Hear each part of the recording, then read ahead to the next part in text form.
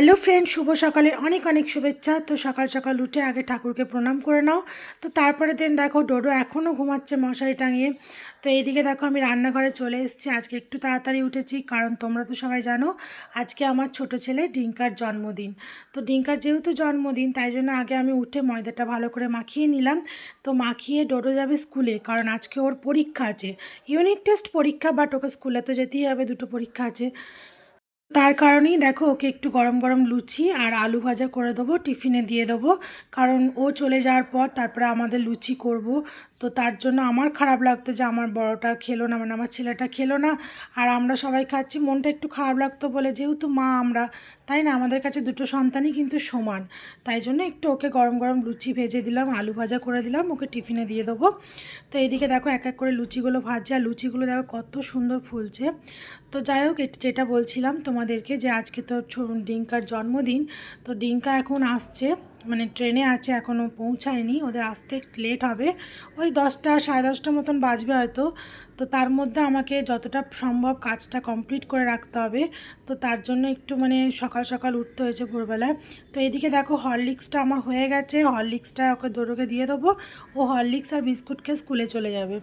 তো এইদিকে আলুটাও কাটা আছে, আলুটাও কেটে ভালো করে ধুয়ে দেখো জল ঝরিয়ে নিয়েছি, এই আলুটা ভাজা করে নেবো। তো কড়াই দেখো তেল বসিয়ে দিয়েছি, তেলটা গরম হয়ে গেছে। তো আলু ভাজা কমপ্লিট করার পর তারপর ডোডোকে খাইয়ে আমি ওকে গাড়িতে তুলিয়ে দিলাম।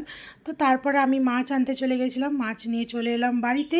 তো বাড়িতে এসেই আগে আমার প্রথম যেটা কাজ, জানলাগুলোকে খোলা, কারণ সারা রাত জানলা বন্ধ থাকে, তো সকালবেলায় ঘুম থেকে উঠে যদি একটু সূর্যের আলো না পায় তো ভালো লাগে না। তো এই টাইমটা দেখো সূর্যের আলোটা ঘরের মধ্যে ঢোকে, তো খুব ভালো লাগে। তো দেখো জানলাগুলো সব খুলে দিলাম, তাহলে একটু বেশ রোদ ঢুকছে, হাওয়া বাতাস সবই ঢুকবে। তো এইদিকে বিছানায় যা যা ছিল, আমার আবার অভ্যাস কী বলো তো, বিছানার মধ্যে তোমার মানে ইনহেলার, তারপরে তোমার নাকের ভিক্স, তারপরে তোমার অমৃতঞ্জন, তারপরে তোমার জলের বোতল, এগুলো নিয়ে আমার শোয়া, কারণ কখন কি রাত্রে কাজে লাগে বলা যায় না, তাই না, আর অমৃতঞ্জন ছাড়া তুমি শুতেই পারি না।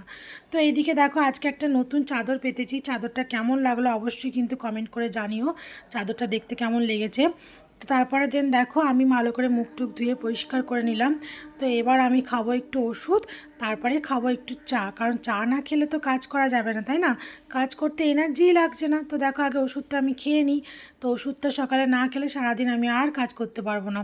তো যার কারণে ওষুধটা খেয়ে নিলাম আর একটু জল খেয়ে নিলাম, তারপরে খাবো গরম গরম চা। তো গরম গরম চা দেখো হয়ে গেছে আমার রেডি। তো এখন আমি চা আর বিস্কিট খেয়ে নেবো।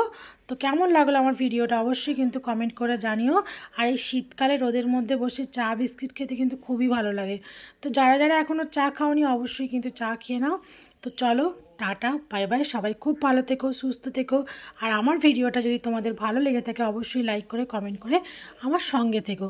তো দেখা হবে আবার একটা অন্য ভিডিওতে। চলো টাটা বাই বাই।